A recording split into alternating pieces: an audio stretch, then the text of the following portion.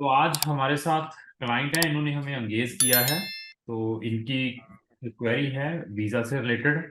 तो इनसे हम डिस्कस करेंगे। इवन इस यूम मीटिंग को स्टार्ट करने से पहले मैं ये भी बता दूं, due to privacy reason we could not disclose the face of any client, we could not disclose the personal identity of any client whenever, जब भी हमारी कोई भी ऐसी डिस्कशंस होती हैं। तो सबसे पहले सर मैं आपका स्वागत करता हूं इस यूम मीटिंग में। मेरी तरफ से आपको नमन है, नमस्कार है। नमस्कार एंड थैंक यू। कहाँ के रहने वाले हैं? सर मैं सूरत से रहने वाला हूँ। ठीक है, सूरत के। तो हमारे बारे में कहाँ से पता चला आपको? Actually I was going through some videos in YouTube and okay. I just find out about crown immigration and about you.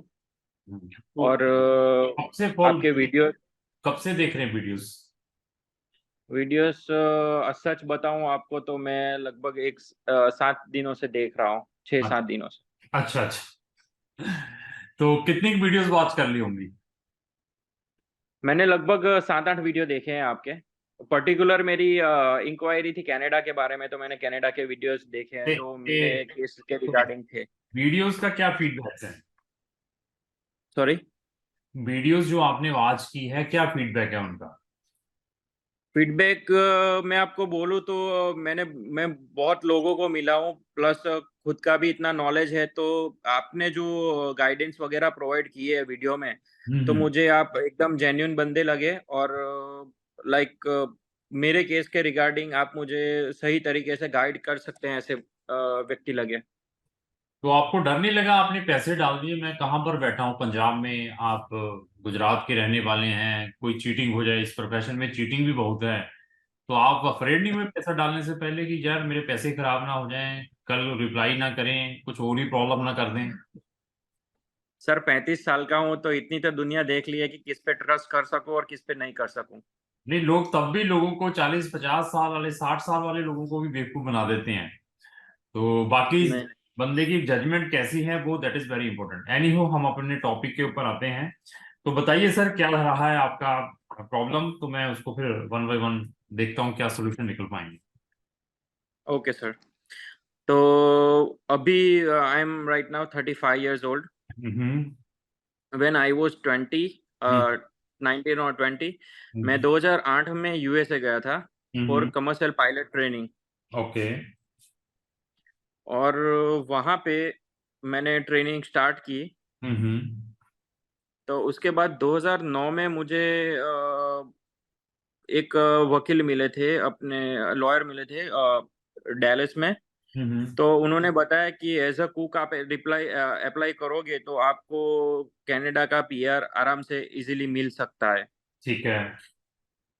तो उसके हिसाब से मैंने उनको $1000 दिए थे और मेरी प्रोसेसिंग स्टार्ट करने को बोला था।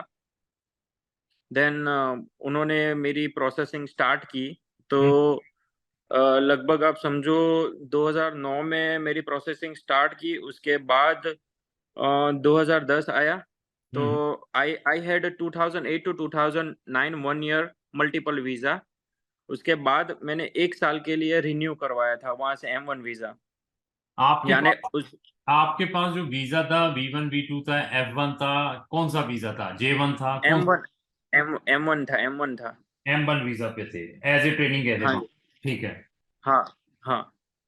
तो M1 वीज़ा अपने हमको कमर्शियल पायलट के लिए आप जाओगे तो 1 साल का मिलता है। हाँ, नो आई नो। और उसके उसके उसके बाद अगर आपका समझो कि खत्म नहीं हुआ कोर्स, तो 1 साल का आपका एक्सटेंड हो जाता है, लेकिन वो सिंगल एंट्री रहता है। ठीक है। ओके। तो 2010 में मेरे father he was suffering from cancer. ठीक है। तो मुझे इंडिया आना पड़ा वापिस।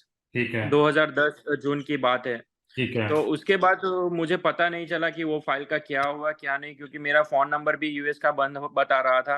और हम्म। मेरे पास उनका कोई कॉन्टैक्ट भी यहाँ पे नहीं था, तो मैं सब कुछ छोड़ दिया मैंने कि भाई वो छोड़ देते हैं ये बात को यहीं पे। ठीक है। और 2010 में मैंने वापस यूएसए के लिए सेम कोर्स के लिए मैंने वीज़ा अप्लाई किया M1 ठीक सेम है। कैटेगरी में। ठीक है। लेकिन मेरा वीज़ा रिफ्यूज़ल आया। ठीक है। और 2010 में वापस मैंने स्टूडेंट वीज़ा के लिए कनाडा का अप्लाई किया। ठीक है। तो वो भी रिफ्यूज़ल आया। ठीक तो है। उसमें मैंने कैप्स नोट निकाला हुआ था, तो उसमें लिखा हुआ था कि आपने 2009 में जो फ़ाइल रखी हुई थी पीआर के लिए एज़ अ हम्म, कुक, तो हमें वो आपकी पॉइंट हो नहीं रहे और हमें थोड़ा डाउट लग रहा है कि भाई आप ये कोर्स कर रहे हो यूएस में और ये वापिस आप कोर्स करने के लिए कनाडा आ रहे हैं, तो हम लोग रिफ्यूज़ करते हैं। हम्म, ओके। और उसके बाद 2011 अप्रैल अराउंड मेरे फादर की डेथ हो गई। ठीक है। Then I have also applied for M1 visa for United States and they refused my visa. Okay. Okay. और उसके बाद मैंने कुछ नहीं किया and then I have applied for visitor visa in 2013 for USA. ठीक है। I got granted with my wife. ठीक है। ओके। एंड देन यूएस की मेरी 7 दिनों की विजिट है। हम्म। और उसके बाद 2014 में जब भी नया रूल आया था कि अगर आपके पास यूएसए का वीज़ा है, visitor visa, so you can get the visitor visa of Canada. Yes, जिसको हम कैन प्लस वीजा कहते हैं। Yes, yes, yes. हाँ। तो मैंने मेरे दोस्त एक यहाँ पे था लोकल एजेंट, तो हम्म। उसने बोला कि भाई कैन प्लस तेरा वीज़ा मैं लगवा के देता हूँ। मैंने बोला कि कोई दिक्कत नहीं है, आप मुझे लगवा के दो। हम्म, अभी दिक्कत वो हो गई कि 2014 में ये वीज़ा मेरा नहीं लगा, कैन प्लस वीज़ा। ठीक है। क्योंकि जो उसने इनविटेशन लेटर लगाया था कि भाई मैं मेरी फलाना ढिमकाना सिस्टर को मिलने जा रहा हूँ, हम्म। तो वो उनको ऑफिसर को वो सही नहीं लगा कि ये सस्पेक्टेड फ्रॉड में मुझे रख दिया और ठीक 2 है। साल का मुझ पे बैन लगवा दिया उन्होंने। ठीक है। तो 2014 से 16 तक का मेरा बैन लगा मिस प्रेजेंटेशन का। ठीक है। और उसके बाद 2017 में मैंने वापस विज़िटर वीज़ा के लिए अप्लाई किया। ठीक है। मैं, मेरी वाइफ़ और मेरा सन। ठीक है। तो मेन एप्लीकेंट में मैं था, तो मेरा उन्होंने रिफ्यूज़ किया। आई डोंट नो क्या क्या रीज़न है, लेकिन मैंने कैप्स नोट निकाली है, आपको भी मैंने सेंड की हुई है, ठीक है। तो आप देख लेंगे। तो 2017 में मेरी वाइफ़ का वीज़ा लग गया और मेरे सन का भी लग गया ठीक है। कनाडा। ठीक है। और उसके बाद मुझे ये चक्कर समझ नहीं आया, तो मैंने 2019-20 में मैंने ये निकाला अपना कैप्स नॉट हम्म। और मुझे पता चला कि ये चीज़ें मेरे साथ हुई है, ठीक है। कि इसकी वज़ह से मेरा रिफ्यूज़ल आया, ऐसा बैंड लगा था, फलाना-ढिमकाना कुछ भी। ठीक तो है। उसके बाद मैंने अप्लाई भी नहीं किया, कुछ नहीं, लेकिन 2022 में मैंने यूएसए में विज़िट की है 400 डेज़। ठीक है। बहुत ज्यादा करके आए हैं। हाँ, वो दोस्त के यहाँ गया था तो थोड़ा ज़्यादा घूम लिया मैंने। ठीक है। स समझा। और उसके बाद मैं जब इस इंडिया वापस आया, तो मैंने लास्ट ईयर नवंबर या अक्टूबर में मैंने वापस फ़ाइल रखी, क्योंकि मेरा वीज़ा खत्म हो रहा था। ठीक है। सॉरी, वीज़ा नहीं था कनाडा के लिए। ठीक है। और मेरी वाइफ़ का वीज़ा खत्म हो रहा था कनाडा के लिए, क्योंकि उसको रिन्यू करना था पासपोर्ट। ठीक है। तो मेरी वाइफ़ का वीज़ा रिन्यू हो गया और उसको वीज़ा ग्रांटेड हो गया टिल 32 और 33। ठीक है। और मेरे सन का मैंने रिन्यू करवाया। He was 5 years old in 2018, so I have renewed again in 2018 for ठीक है। कनाडा एंड उसका भी लग गया, कोई दिक्कत है नहीं। ठीक है। और ये मेरी वाइफ़ का मैंने रिन्यू करवाया तो उसका हो गया, लेकिन मुझे रिजेक्शन आया। ठीक है। जो मैंने लेटर आपको अभी व्हाट्सएप पे सेंड किया ही हुआ है ऑलरेडी, जो रिजेक्शन आया है उसके बारे में। ठीक ठीक है। और सर चीज़ें ऐसी हो गई कि 2023 में मेरा यूएसए वीज़ा खत्म हो रहा था। ठीक है। तो आई have applied for Dropbox visa, ठीक है। मी मी एंड माय वाइफ। ठीक है। तो ड्रॉपबॉक्स वीज़ा के लिए अप्लाई किया तो मेरी वाइफ का वीज़ा स्टैम्पिंग होके आ गया, लेकिन मुझे मिला 221G। अच्छा अच्छा। हाँ, तो 1 महीने पहले ही मिला था मुझे, तो मैं थोड़ा काम में बिज़ी था, यहाँ पे गणेश चतुर्थी थी और श्राद्ध पितृ पक्ष आप जानते होंगे कि उसमें अच्छे कार्य हम करते नहीं हैं। ठीक तो है। मैंने सोचा कि नवरात्रि में मैं जाता हूँ, तो अप्रॉक्स चिट्ठी मिलने के 1 डेढ़ महीने बाद मैं वहाँ पे इंटरव्यू में गया 2-3 दिन पहले। हम्म। तो कन्वर्सेशन एकदम सॉफ्टली चल रही थी, एकदम ऐसे चल रही थी। उन्होंने मुझे क्वेश्चन पूछा कि आप क्यों जा रहे हैं यूएसए? मैंने बोला कि विजिटिंग। ठीक है। और उन्होंने मेरे बिजनेस के बारे में पूछा कि आप बिजनेस क्या करते हो? मैंने बोला कि पेट शॉप है मेरी। तो उन्होंने ऐसा पूछा कि आप पेट शॉप, आप यूएस गए थे, कितने टाइम के लिए गए थे, कितनी बार गए हैं 10 साल में? मैंने बोला कि 3 बार गया हूँ, 2013 में, 2018 में फॉर 10 डेज, एंड 2022 में मैं गया हूँ 100 डेज के लिए। तो उन्होंने बोला कि 100 डेज के लिए आप गए तो कहाँ पे रुके थे? मैंने बोला कि मेरे दोस्त के यहाँ। तो आपने क्या-क्या किया? मैंने बोला उनको कि मैं जहाँ पे पढ़ता था वो स्कूल मेरे बच्चे को दिखानी थी, और मैंने न्यूयॉर्क भी घूमा, और ऐसी-वैसी अच्छी जगहों पे घूम के वापस आया। तो उन्होंने बोला कि आप पैसे कितने लेके गए थे? मैंने बोला कि 4000 $5000 मैं लेके गया था।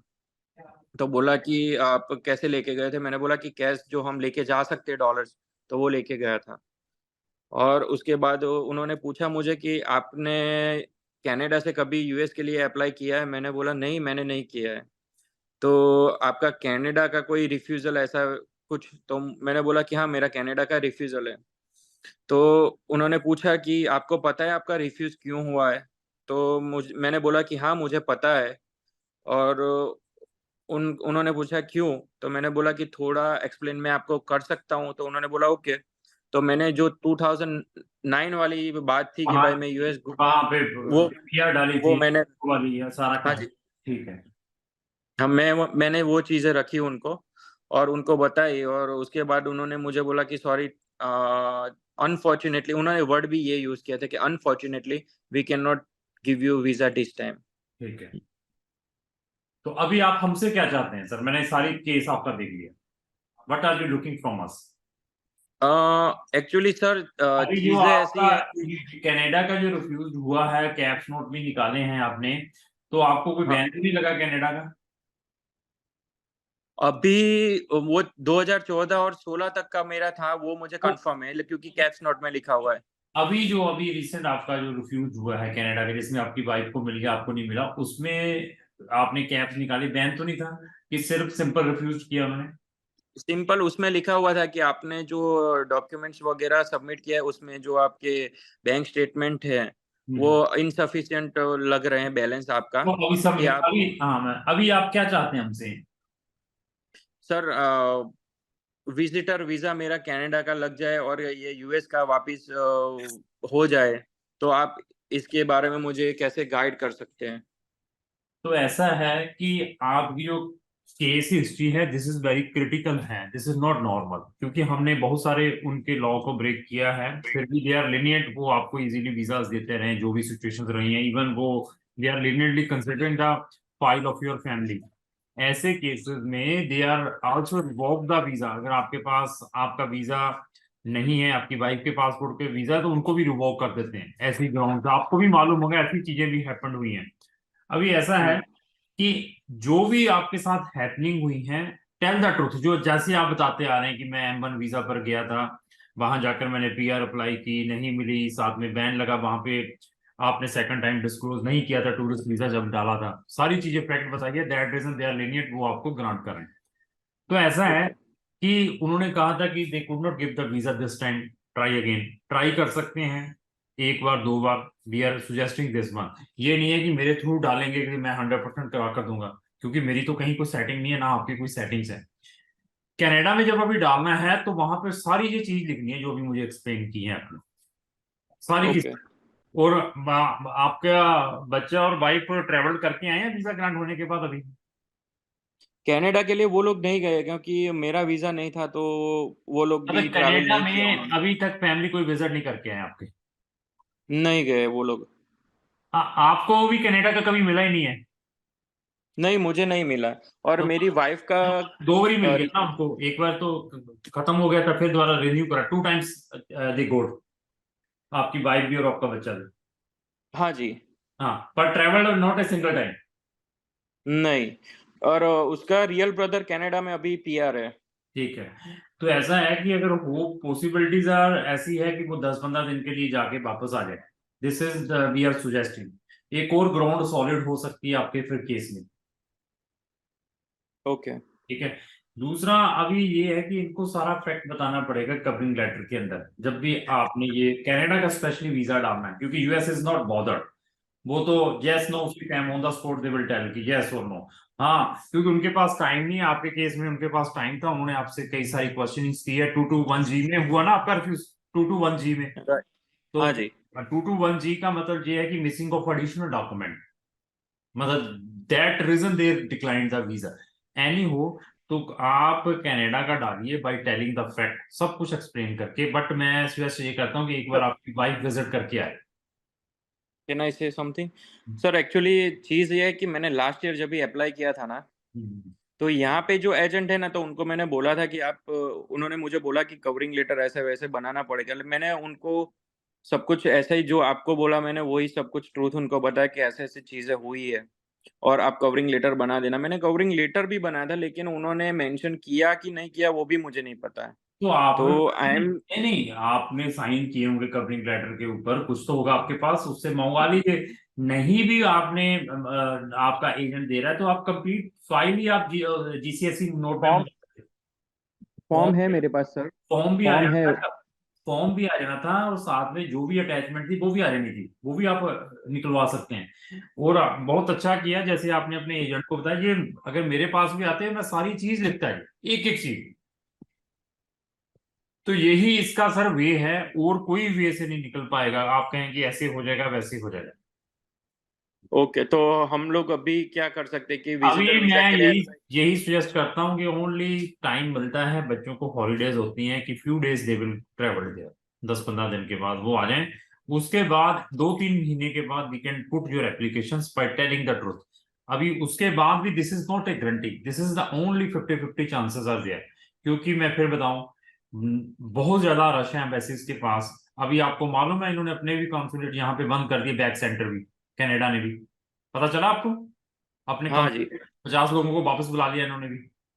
तो उसमें हाँ। अभी और बहुत सारी पेंडेंसी बढ़ेगी आने वाले टाइम में। तो पहले ये वाला प्रिकॉशंस लेने हैं आप। वाइफ जाए, वाइफ के आने के बाद 2-3 महीने के बाद you can put the application, और telling okay, everything whatsoever you explain me here. Okay. तो सर मैं वही सोच रहा हूँ कि अगर आप आपको मैं ये फ़ाइल दूँ, तो आपके हिसाब से इसमें वर्कआउट हो सकता है कि चांसेस मैंने है getting? 50-50 chances are there, telling the truth. अगर नहीं करेंगे बैन भी होगा, कुछ नहीं मिल पाएगा, फिर दोनों कंट्री के लिए खत्म हो जाएंगे। अगर सच्चाई बताएंगे तो दे विल लीनियरली कंसिडर कि यार उसने बताया है, बाइक भी जाकर आई है, तो आई थिंक सो कोई प्रॉब्लम होनी नहीं चाहिए।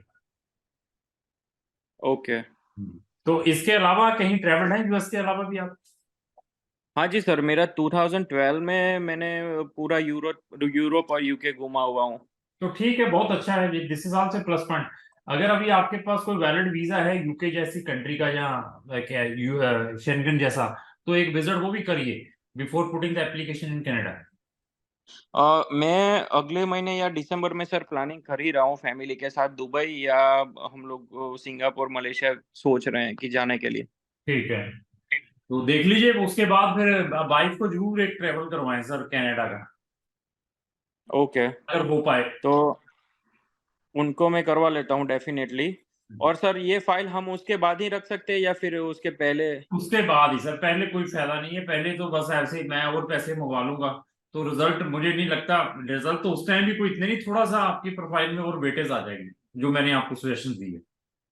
ओके, तो कोई बात नहीं सर, ऐसा करते हैं। और यूएस का तो उसके बाद मैं अप्लाई कर सकता हूँ ना, तो वापस अगर समझो कि यूएस आप का मुझे कनाडा यूएस का। यूएस का भी कभी कर सकते हैं, लेकिन we are strongly recommended firstly try in Canada, thereafter US का अ, जब मर्जी डालते रहे। उसकी यानी इन शॉर्ट, अगर हम लोग आप समझो कि मैंने उन लोग को भेज दिया 10, 15, 20 दिनों के लिए, और वो लोग घूम के आ गए वापस, तो उसके बाद हम लोग कनाडा के लिए फाइल रखेंगे। बाय चांस हम लकीली रहे तो हमको ग्रांटेड हो जाएगा वीजा, और उसके बाद मैं यूएस के लिए रखूँ वीजा। यस, उसके तो बाद पुट द एप्लीकेशंस कोई देयर, तो कह रहे कि I will also simultaneously travel in Canada, तो दैट इज, ओके, उसकी विजिट के बाद वो देन वो वेटेज बहुत आएगा। Okay, got it. तो कोई बात नहीं सर, मैं उनको दिसंबर के लिए प्लानिंग करता हूँ, अगर दिसंबर जनवरी हो सके तो उनको मैं भेजता हूँ 10-15-20 दिनों के लिए, ठीक है। और उनके लिए ट्रैवलिंग करवा लेता हूँ, और जनवरी में हम फाइल पुट अप करें तो आपके हिसाब से अभी कितने दिन लगते हैं विजिटर वीजा के लिए? देखो विजिटर वीजा के लिए हमारा आफ्टर बायोमेट्रिक कनाडा का 15 दिन के अंदर भी वीजाज आए हैं। अभी डिपेंड ऑफ सिचुएशन। अभी मैंने बताया कि अभी उन्होंने अपनी सेंटर बंद कर दिए हैं, तो अभी कितना टाइम लगता है आने वाले टाइम में, इट इज सिचुएशन कि जब हम अप्लाई करेंगे। ओके, और अगर समझो आपकी ये सिचुएशन के हिसाब से वर्कलोड बढ़ गया और फिर डिप्लोमेट। मैं रिकमेंड नहीं करूंगा डालूं आपको। फिर मैं ये कहूंगा कि आप वेटिंग करें, जब नॉर्मल टाइम आ जाएगा प्रोसेसिंग का, that time we will put the application. Okay, तो कोई बात नहीं सर, ऐसा ही करते हैं हम। तो ये इन शॉर्ट यूएस का मेरा वीजा इसलिए रिफ्यूज हुआ है क्योंकि कनाडा ने मुझे किया है। अब देखो कनाडा का था, हिस्ट्री बहुत ज्यादा क्रिटिकल है, और सबसे बड़ा कारण यूएस में ये रहा कि 400 days you stayed there. This is not a logic. Only you can नहीं नहीं, 100 डेज। 100 days। अच्छा 100 days, 100 days it is not A small. वो है कि अगर 3 महीने भी आप रहकर आते हैं, मैं 400 days समझा। तो उसका भी आपने बताया था कि मेरे पास सफिशिएंट फॉर्म थे, $4,000 लेकर गए थे, कहाँ कहाँ रहे। एनी हो, कनाडा का आ गया तो यूएसए के मैक्सिमम चांसेस है मिल जाएगा। राइट। हम्म। तो सर आपके गाइडेंस के हिसाब से अभी चलता हूँ मैं, और जैसे उनकी विजिट खत्म होती है कनाडा के लिए तो मैं आपको as soon as possible contact आपको करें। कांटेक्ट करता हूँ, and they will we will proceed for my file. ठीक है सर। ठीक है, फिर भी कोई क्वेरी रहती है तो मेरे स्टाफ से आप फिर कांटेक्ट करें। Definitely sir, thank you for your thank you. Judgement. धन्यवाद। Thank you. ओके।